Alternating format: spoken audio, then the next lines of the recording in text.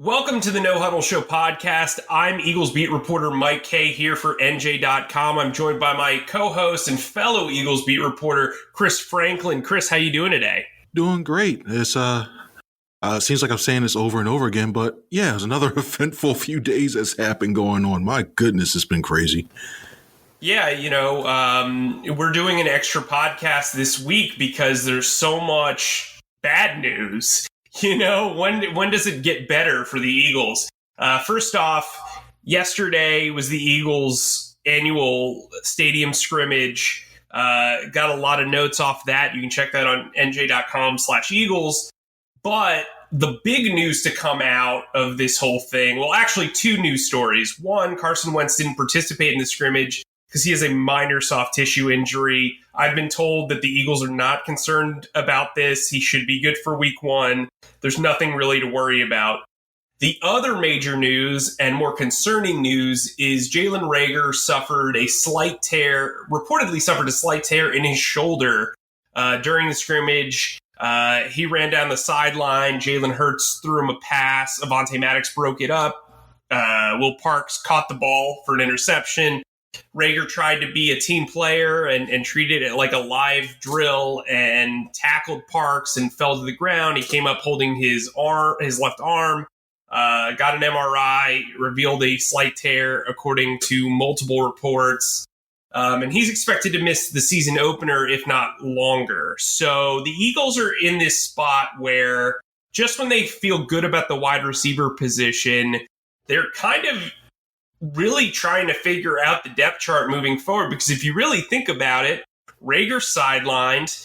Quez Watkins, the 6th-round pick who splashed during training camp, is also sidelined with an upper body injury. And then Alshon Jeffrey, we don't know if he's going to start the season on the PUP list, but if he does, he's going to miss the first 6 games of the season. If he doesn't, he's still probably going to be an inactive during the first couple of weeks of the season as he recovers from Lisfranc surgery, gets his footing, no pun intended, under him as he looks to recover and have a comeback season.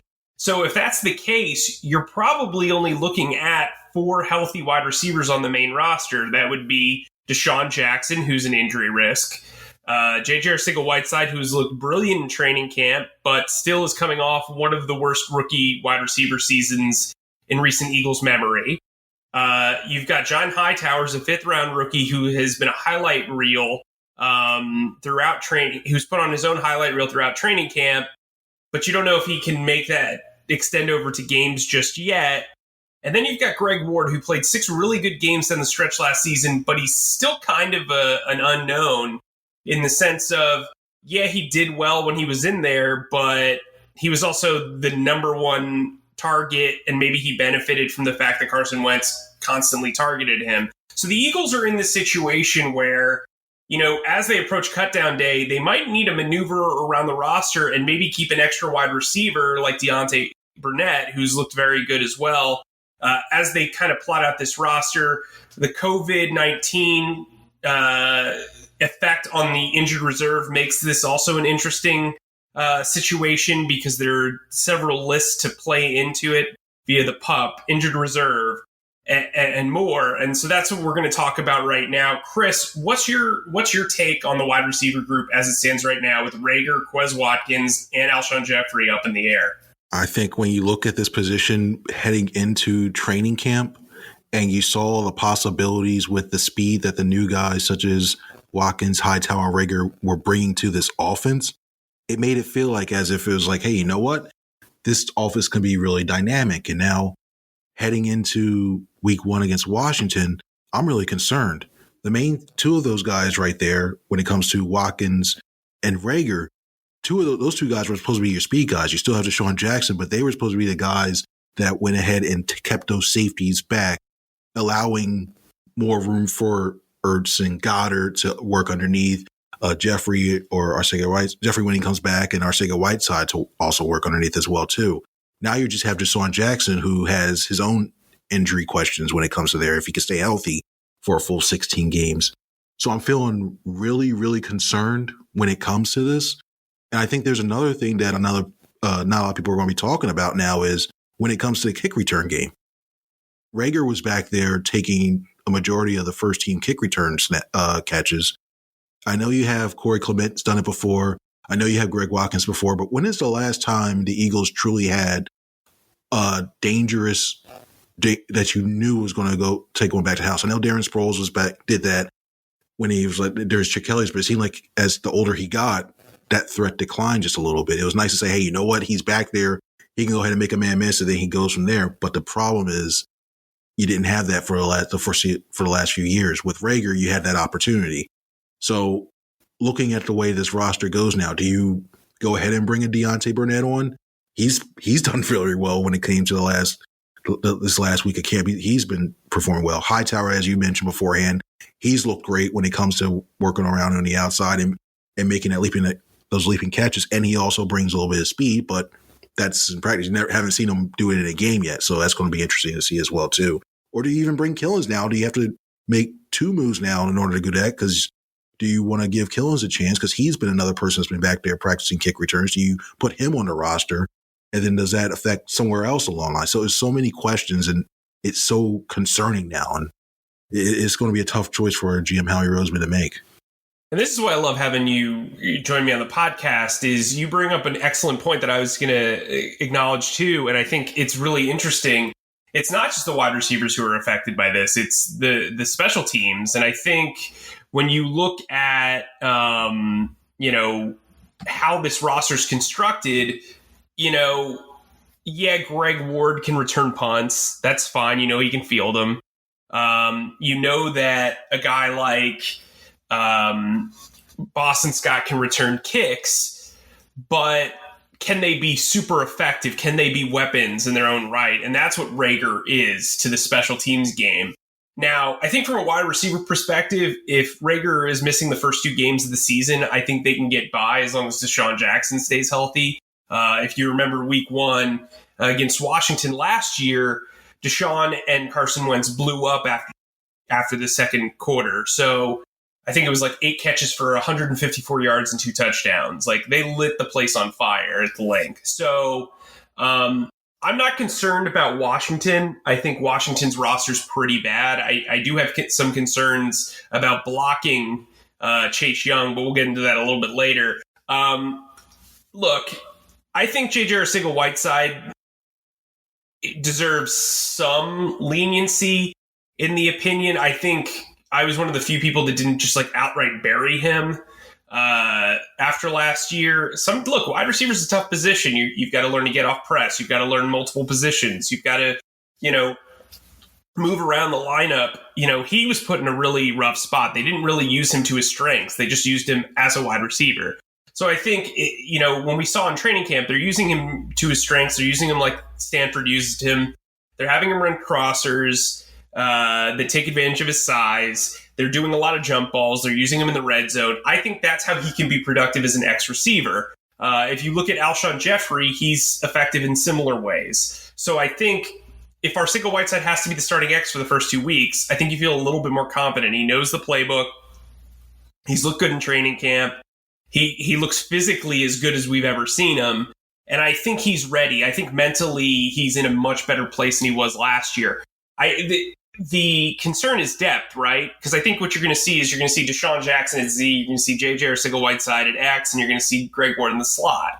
I think John Hightower is your backup for both outside positions because he is so smart and he can play multiple positions as a rookie. I think you're going to see him spell Deshaun Jackson when he needs, a breather, or when they want to stretch the field and have 2 speedsters on the field with Deshaun and Hightower. I think that rotation could work at X with Hightower and Arcega-Whiteside. And then, you got Greg Ward in the slot who needs to take another step forward in order to make the most of that move.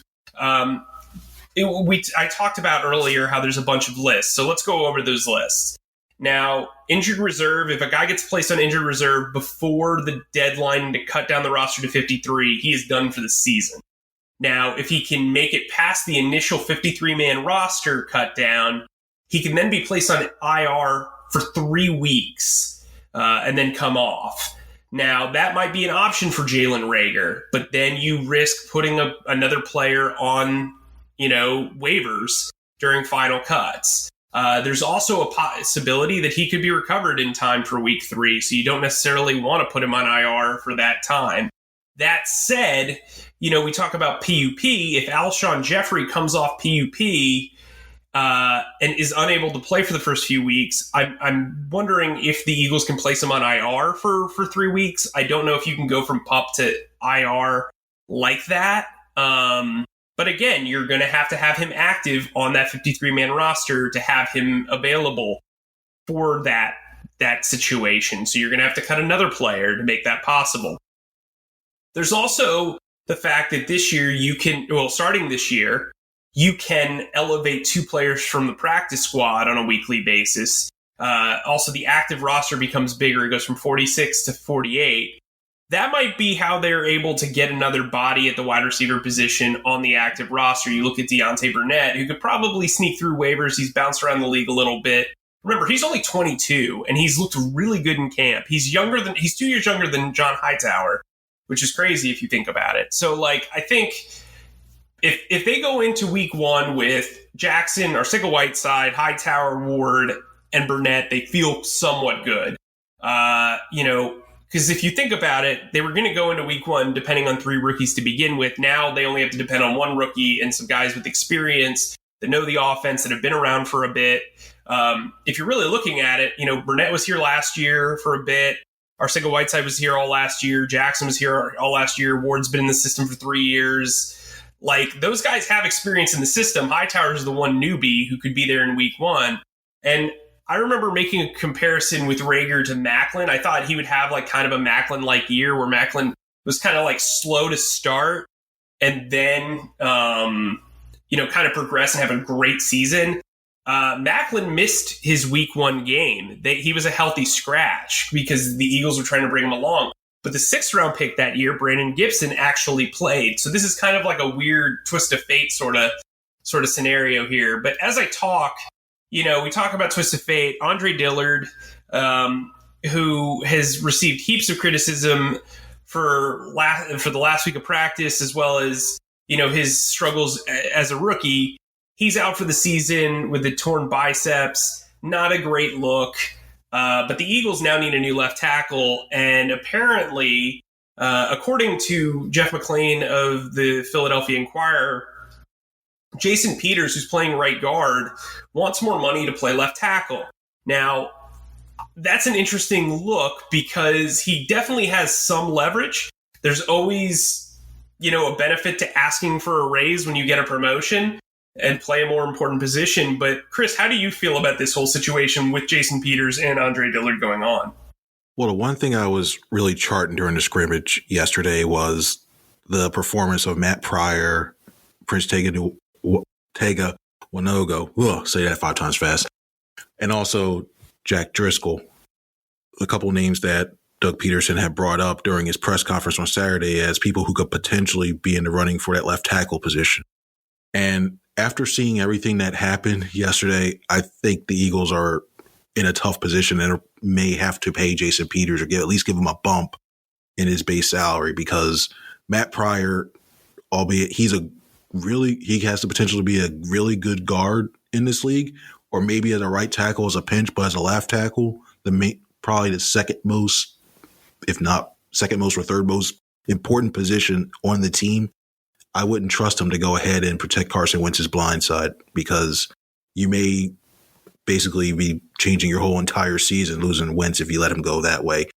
His footwork he's still working on his footwork to play that position. And Josh Sweat basically, I would say at times embarrassed him yesterday. It was rough to see.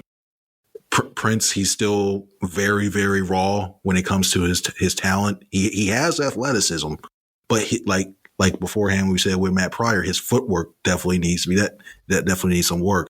There was a play, I believe it was Casey Toohill, went to his outside, got him to overcommit, and then just quickly went on the inside, the quickest route to the quarterback. And you can't have stuff like that happening when it comes there.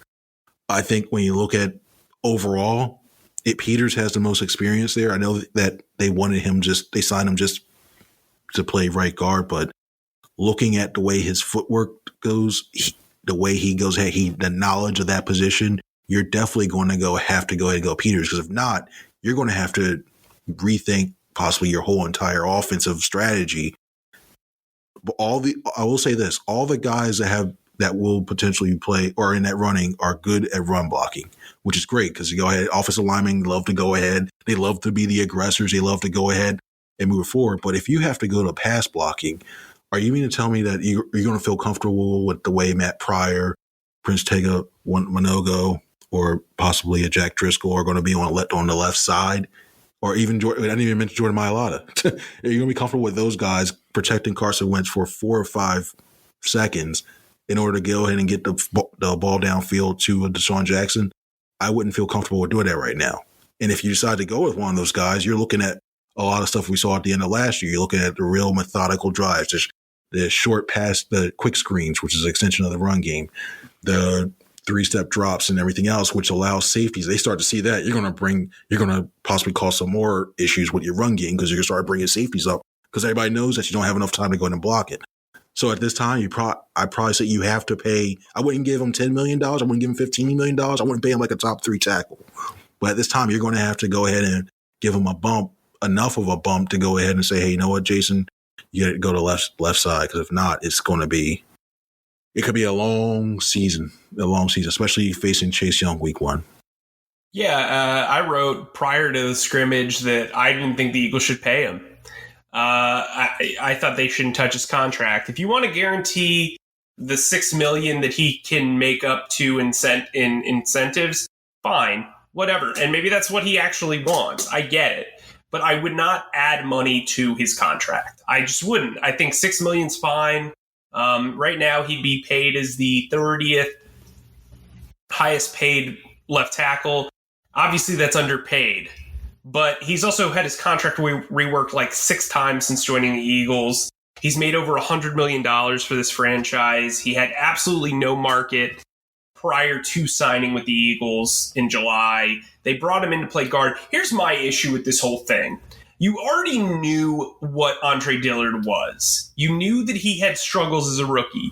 You knew that there was some, questions and concerns about his mental stability as far as being able to process playing in Philadelphia and being able to take that next step. You knew that he had growth that he needed to accomplish. You knew that there was a possibility that as the best left tackle on the roster, there was a chance that you could be moved to left tackle. Why not make your incentives that much better before signing the contract? I have no issue with Jason Peters asking for more money. I have no issue with, him seeking better security after moving to a more important position.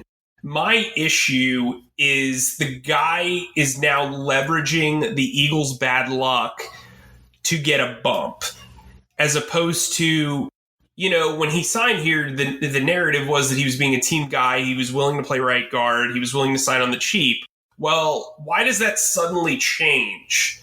You look at what the new CBA allows you to do, and really you can't hold out, or you're basically just throwing away money. So he's holding in. He's playing right guard still. To me, that gives the Eagles the leverage to say, you know what, fine. If you want to screw up this season and you don't want to answer to your teammates and you're watching Carson get killed on Sundays, fine, whatever. You can live with that and you can talk to your teammates about it. Like, to me, it is selfish, but I also understand the business aspect of it. That's why I didn't kill Peters in my column the other day. I just think from the Eagles' perspective, if you wait this out, cooler heads will prevail. If you want to guarantee the $6 million, fine.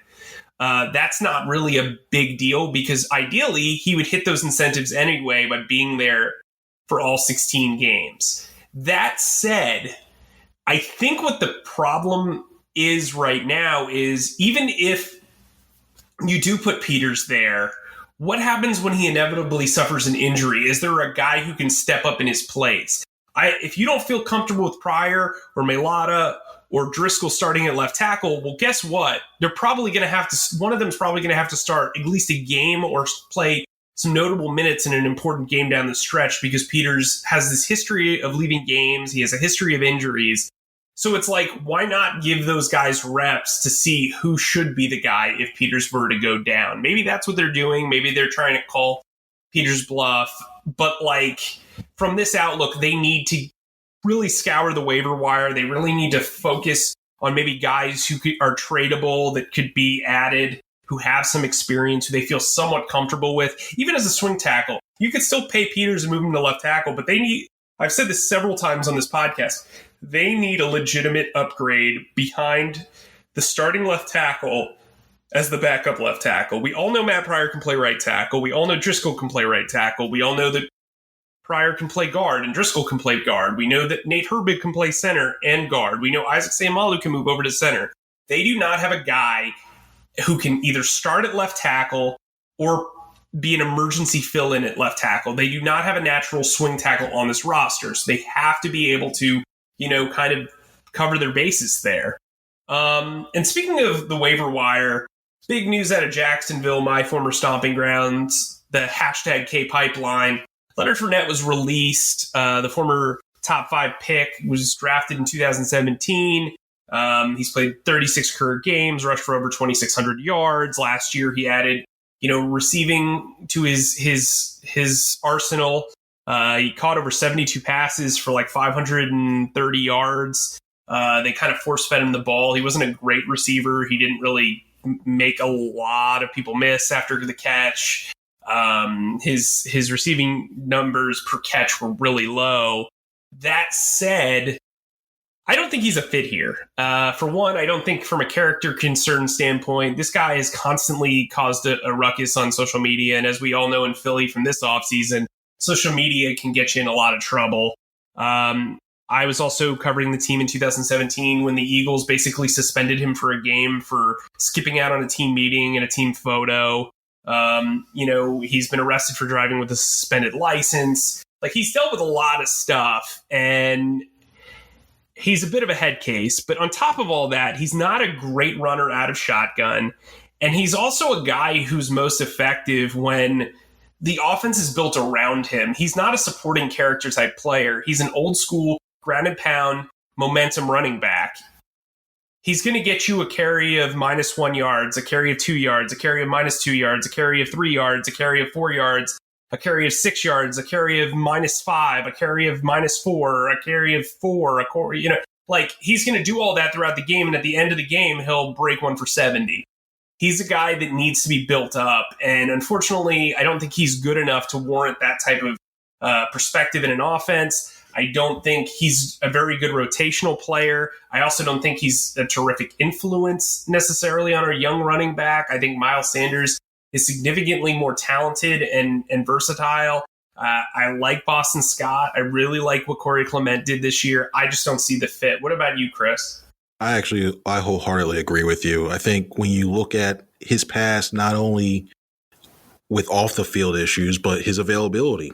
How many times have we seen him leave this, he's done for a season, or he misses significant time due to an injury? I think when you weigh what he could potentially bring to this team versus what you have to go ahead and you see in personality and the character stuff that's happened, he's somebody that you just do not need around this team right now.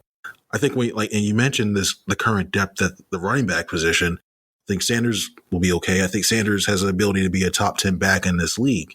I think when you look at the other like Boston Scott, there's so much potential with him when it comes to catching the ball out the backfield. And I think he's an underrated running back when it comes to just running off tackle or even dives, stuff like that, traps and everything else. I think he's underrated.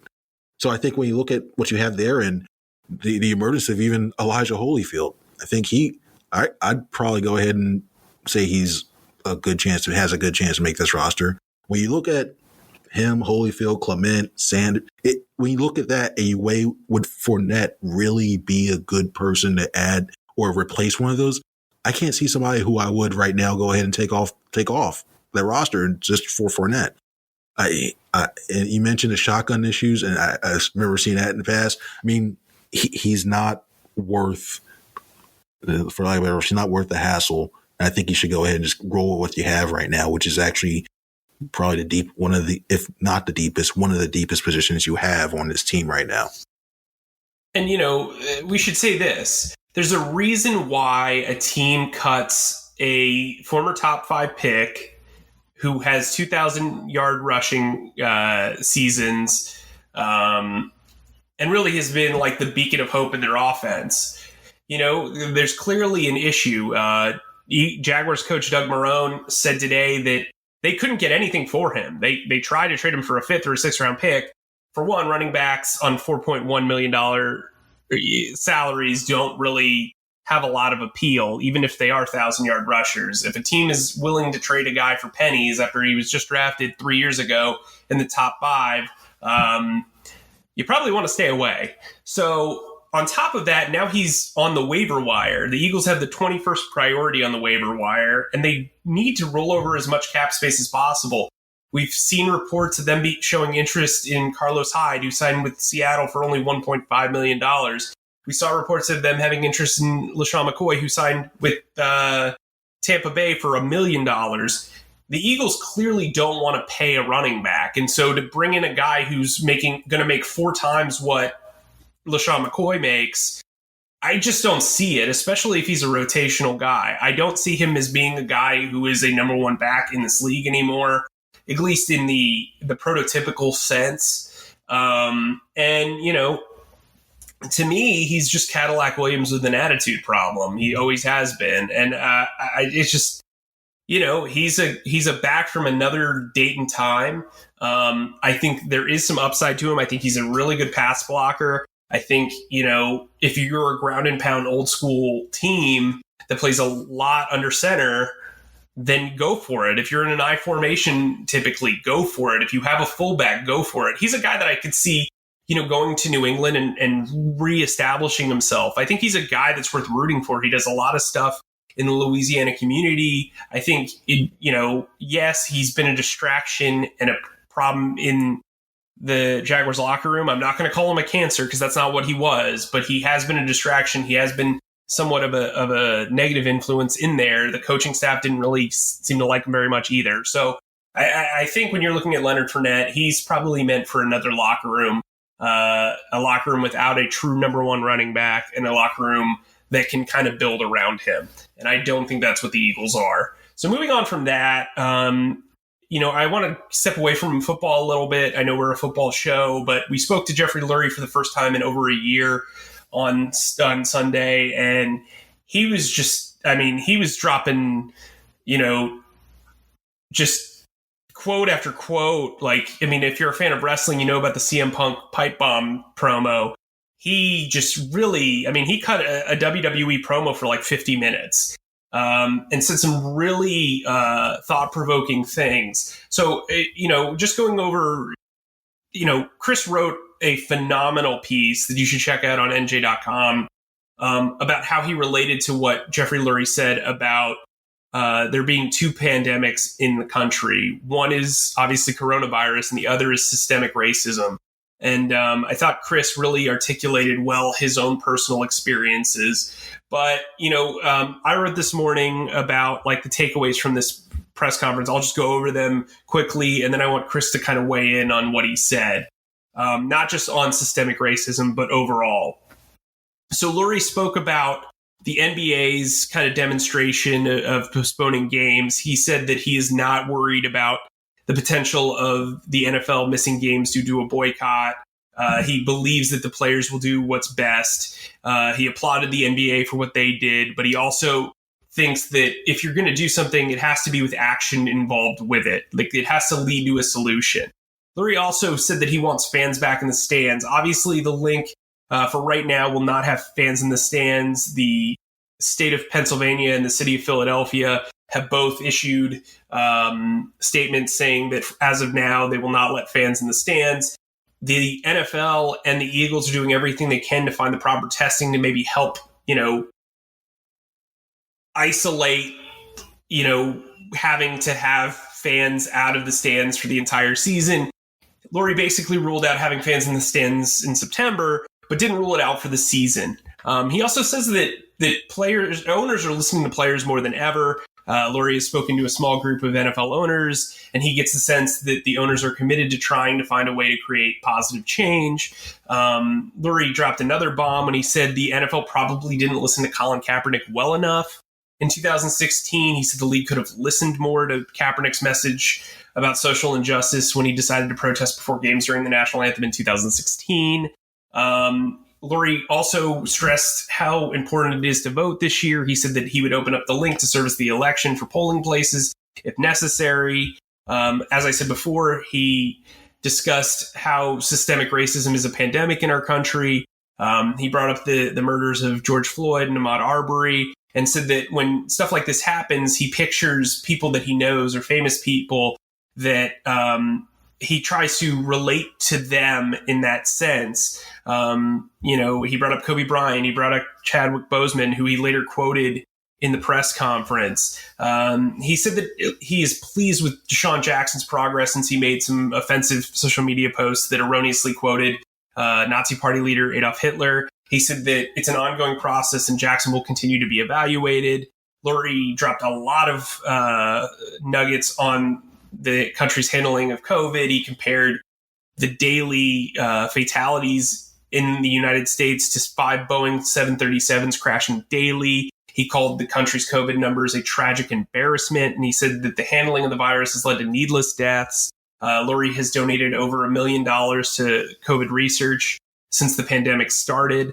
In football news, he also said the Eagles want to have a top 5 offense so that they can have the best shot at winning a Super Bowl. That led to the firings of Mike Groh and Carson Walsh this offseason. But, as I talk about all this stuff, Lurie didn't waste a word in this. I don't want to call it a diatribe, but he did not waste a word in this press conference. He made us all wait more than a year to talk to him. And man, did he make it worth it. Chris, I know this is your first time getting to be in a press conference with the owner. What did you take away? Not just his thoughts on systemic racism, but his other thoughts in general. I thought he was, for what he said, everything in general, I thought he was forthcoming and open, which is refreshing. I mean, how many times do we hear when a lot of the owners, whenever they actually do speak, is it a canned response? Is it like Josh Harris, where he just goes ahead, puts a statement on a notepad and tweets it out to everybody with his thoughts on a coach, stuff like that? It's really refreshing to see somebody in that position, especially in the NFL, speak openly about his thoughts and convey. And whether you agree with it or not, it should be something that, what he said or not, it should be something that more owners should be willing to do, especially with the amount of time, energy, and dedication a lot of the fans of the different 32 teams around the NFL put into their team. So I thought that was just great as a whole. Getting to some of the stuff that he talked about. First off, thank you, Mike, for mentioning the article earlier. I think he said a lot of things that I agreed with. I think he hit the nail on the head on a lot of stuff when it comes to systemic racism and the dealings of the coronavirus. I think it was important that it needed to be said. And I hearken back to what Rodney McLeod mentioned last week when he spoke to us and the need for more owners to speak up about some of these issues. And I think when he spoke about not just those two, but voting, I think there's a lot of the fact that he offered Lincoln Financial Field up as a location to vote. I think it's huge. Even if it's stuff that some people may not agree, but at least gets a dialogue started when it comes to these owners, they should go ahead and use their platforms.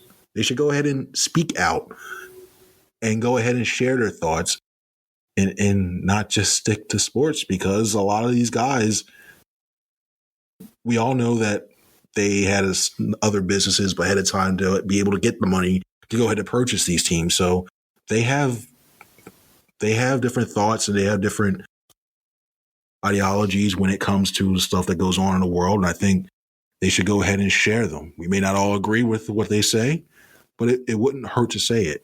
But even for the fact that when he said that he's spoken to some owners and they agree, but we haven't heard them yet.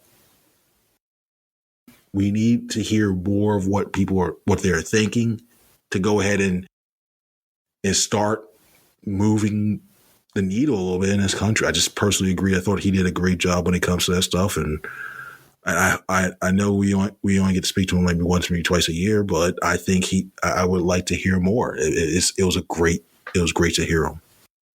Yeah, I think, he has perspective. A lot of owners, Lurie came into money. His family has always been wealthy. And I think his ability to kind of relate to other people and people that aren't, in the same financial situation as him is very, I don't want to applaud a guy for being able to relate to people who are in a normal situation, but I think he is one of the more forward-thinking owners in the league. He's a guy who is willing to accept criticism as well as give it. And I think he put himself kind of on this platform of owners who are going to not just kind of idly watch as the country kind of, has these discussions. He's going to be involved in these discussions. And I think that's important.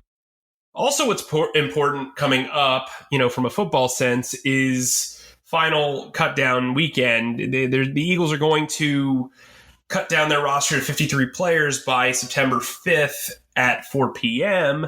I think that from my standpoint, there's only maybe a few positions that really are worth having a back and forth discussion on, as far as inside the Nevercare complex, as to what do you want to do. Our next podcast on Thursday, we are literally going to break down the roster from position to position and debate who we're keeping, who we're not, from our own personal perspectives. And then we'll kind of go into who we think the Eagles will keep. So that's always a fun podcast every year. I'm really excited to do it with Chris the first time. Right now, before we sign off, let's do a stock watch. Give me 3 players who you think raised their stock, and give me kind of short answers as to why during training camp. That is. I'll go with the first thing. I'll start with 2 defensive ends right now. I think when it came to the stock of both Casey Toohill and Josh Sweat, I think they really impressed. I think. Now, it could be a product of that that offensive line, but it looks like when it comes to Sweat, it looks like he's steadily improved year over year when it comes to his pass rush ability. He's more refined now, and I think that experience has definitely helped him. And Toohill, as a rookie, he's really shown that quickness off the edge, and especially playing in this wide 9 defense, you're going to need pass rushers that come off the edge and not only have just one move to go ahead and try to get to the quarterback, but can mix it up and go ahead and create some problems back there and for quarterbacks. I think that definitely did a good job on that. And I think another guy, I know we talked about him earlier, I think Deontay Burnett, I'm really, really liking what he's doing. Will he make this roster at the end? It's tough to say. It really is tough to say. But when it comes to he's using his hands, and I think that's an important thing when a lot of these receivers, it's rough to see a lot of guys, especially when they get to the NFL, try to body catch. Do you try to catch it off their chest? We saw a former receiver a couple of times that now is in Las Vegas do that a couple of times. It was infuriating. But he has good hands. He's got good speed. He knows the system. The problem is it's just so too many good players at that position. So Burnett's the other one, but I'd probably say Toohill, Burnett, and yeah, I'll go with those guys. So I'll do mine really quick. I think a guy who's really upped his stock is a guy that you brought up really early on in your tenure in Sean Bradley. I think he's going to be the main backup linebacker behind Duke Riley, Nate Gary, and TJ Edwards. He can play all 3 positions. He looks good on special teams. I think he's definitely outplayed. I think he's outplayed Davian Taylor, the 3rd-round pick. John Hightower is a guy who I came in very high on. I thought his first 2 days were kind of sloppy, but since then he's literally been full steam ahead as a highlight machine. I think he's going to have an active role with or without Reagor in the lineup this season. I think he could develop into a guy who's a long-term tag team partner for Reagor if our Arcega-Whiteside doesn't work out. Right now, I think a future of Reagor, Arcega-Whiteside, Hightower, Quez Watkins, and Greg Ward is is pretty appealing, depending on how this year shakes up. And then I'd say, last but not least, the guy that you brought up earlier, Elijah Holyfield, who was a guy that I didn't think had much of a shot coming into camp. Now I think is definitely going to be the fourth running back if they keep four running backs. He's got a great story. I think he's run well. He runs hard. He's got good vision. He's got good patience. I think people are going to be surprised if he's able to get some playing time in week one. From there, let's go into our final thoughts. This has been kind of a bit of a longer podcast, but we wanted to make sure that we touch on all injury aspects on Jeffrey Lurie, Leonard Fournette news. So I think, Leonard Fournette's going to be claimed off waivers by, Tuesday afternoon, or he'll become a free agent. So maybe this will be a little bit more dated by then. But I think if you're looking for a reason as to why the Eagles shouldn't or should bring in Fournette, you got some perspective on that earlier in the podcast. What are your final thoughts, Chris?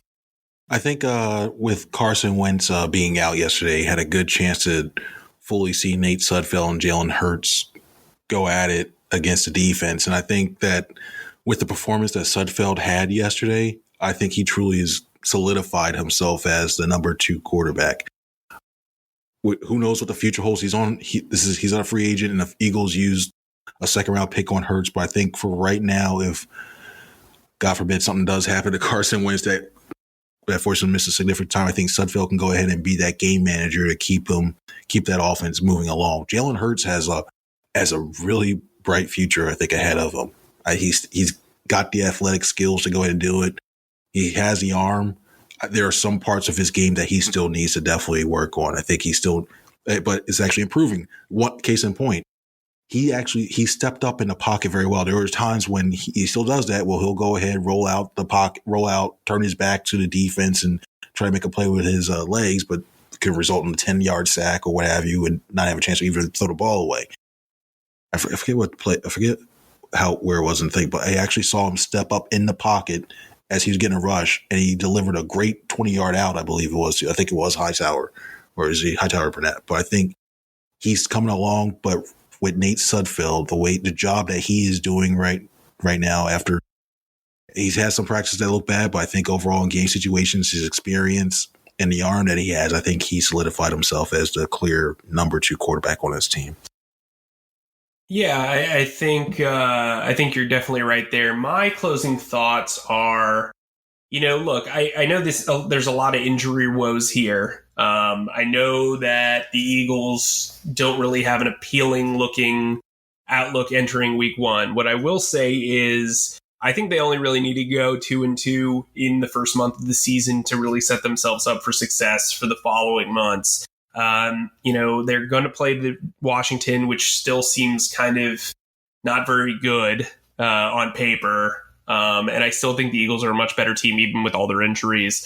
Then they'll face the Rams, who will be coming from the West Coast. Yes, the Eagles won't have their home field advantage, but the Rams, I don't think are as good as advertised. I think Aaron Donald's going to be a problem. But outside of that, I'm not really all that concerned. I think the secondary is better than it used to be. I think they'll be able to do well against the Rams wide receivers. And then they play the Bengals, who are not very good either. So there's a good chance that they could start off 2-1 or 3-0, and that before they head to San Francisco to face what seems like an absolute pounding that they might take.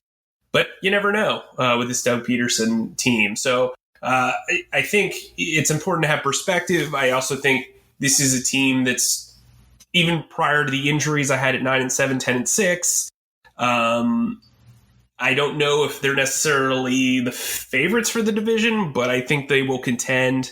I think it's going to be a lot like the last couple of years, but not for the same reasons. I think the struggles will be a little bit different this year. I have a lot of confidence in the secondary. I have a lot of confidence in the defensive front, but the offensive line is a problem, and they will go as far as their offensive line really kind of protects Carson Wentz. So I think that's going to be an issue moving forward. For all of your Eagles news, you can turn to the sports section of NJ.com. Please download us and rate us wherever podcasts are available. We're around. You can sign up for Eagles Extra.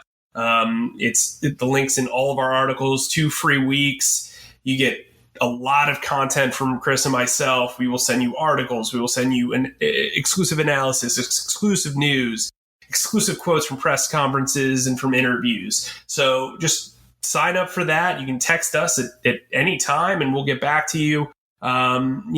We've really enjoyed having Chris on the beat. It's been fun. We've got a lot of great feedback. Make sure to send us your questions on YouTube, your questions in reviews, and your questions on Eagles Extra. I'm Mike Kaye with Chris Franklin. We'll see you soon.